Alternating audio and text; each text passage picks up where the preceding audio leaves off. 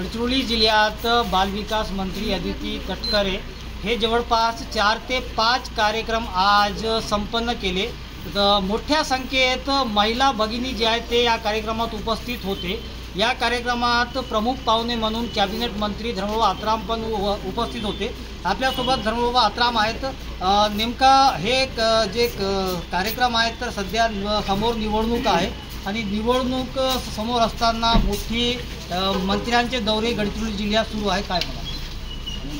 असं काय नाही, रेग्युलर प्रोग्राम आहे जिथे आपण जे महिलांना बोलून आपण त्यांचा सत्कार वगैरे केलेलं, जे चांगलं काम केले त्यांचा सत्कार झालेला आहे। आणि आपला जे महिला बालविकासचा जे कार्यक्रम आहे ते डिपार्टमेंट, तर ते त्याच्याबद्दल अदितीताई आपले सहकारी मंत्री ते आलेले आहेत, त्यांचं ते सगळं होतं। आणि आपला नवेगावला आपलं जे इतकं भव्य दिव्य म्हणजे 19 कोटीचं जे 19 लाखाचं जे बिल्डिंग बांधलं आहे ते पाहण्यासारखं आहे। त्या दृष्टिकोनातून त्याचं उद्घाटन झालं आहे। म्हणजे असं काही पॉलिटिकल प्रोग्राम नाही, हा शासकीय प्रोग्राम।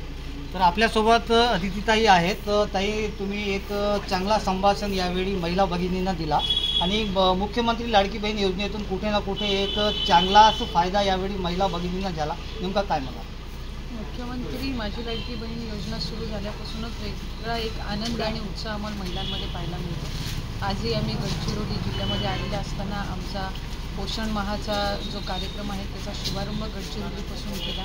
त्याचबरोबर इथे एक अतिशय उत्कृष्ट अशी अंगणवाडी नवेगाव इथं बांधण्यात आलेली आहे, तिथे आम्ही त्या अंगणवाडीचं लोकार्पण केलं। त्याचबरोबर अतिशय महत्त्वपूर्ण म्हणजे देशामध्ये 6 स्किल डेव्हलपमेंट सेंटर्स हे केंद्र शासनाकडून आणि काही ज्या सेवाभावी संस्था आहेत, इंटरनॅशनल काही संस्था आहेत, यांच्या वतीने सुरू करण्यात आल्या। आणि देशामधल्या 10 जिल्ह्यांपैकी एक जिल्हा म्हणजे गडचिरोली निवडण्यात आला आणि गडचिरोलीमधून आज आपण ते स्किल डेव्हलपमेंट सेंटर सुरू करत आहोत। त्याच्यामुळे या 3 कार्यक्रमांच्या निमित्ताने मला येण्याची संधी मिळाली।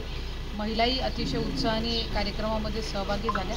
आम्हाला सगळ्यांनाच आनंद आहे की मुख्यमंत्री माझी लाडकी बहीण या योजनेअंतर्गत महिलांना लाभ वितरण झाल्यापासून त्यांच्या आयुष्यामध्ये एक वेगळा आनंद आणि सकारात्मक त्याचे परिणाम आम्हाला पाहायला मिळतात। गडचिरोली जिल्हा मागासलेला क्षेत्र म्हणून ओळखला जातो। या जिल्ह्यात अनेक भागात रस्ते नाही किंवा अंगणवाडी सेविका जे आहेत ते बोटीने प्रवास करून अंगणवाडी चालवतात, तर याबद्दल पुढे कसं नियोजन करण्यात येणार आहे? आम्ही खरं तर नागपूर जिल्ह्यामध्ये एक नाविन्यपूर्ण उपक्रम हाती घेण्यात आला। त्याच्यामध्ये खनिकर्मचा जो निधी असतो याच्यातून सायकल्स या महिला अंगणवाडी सेविका आणि मदतनीस यांना उपलब्ध करून देण्यात आल्या। आम्ही मंत्री महोदय आज आत्रामबाबा असतील, आम्ही त्या संदर्भामध्ये चर्चा केली। या संदर्भात जिल्ह्याचे पालकमंत्री आणि उपमुख्यमंत्री फडणवीस साहेबांनाही आम्ही विनंती करू की तसंच गडचिरोलीमध्ये सुद्धा आपण काही नाविन्य उपक्रम करून अंगणवाडी ज्या सेविका आहेत, मदतनीस आहेत, यांना आणखीन आपण मूलभूत सुविधा देऊन ते जे काम करतायत हे अधिकरित्या ग्रामीण भागापर्यंत पोहोचवण्याच्या दृष्टीने त्यांना ज्या लागणाऱ्या काही मूलभूत सुविधा आहेत त्या आपण निश्चितपणाने उपलब्ध करून देण्याच्या दृष्टिकोनातून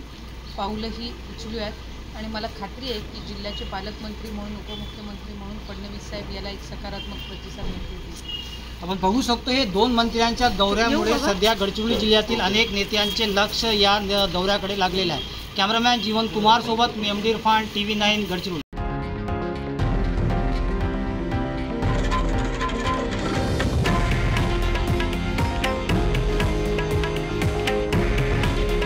हे आहे देशातील नंबर 1 न्यूज नेटवर्क आणि आपण पाहत आहात TV9 मराठी।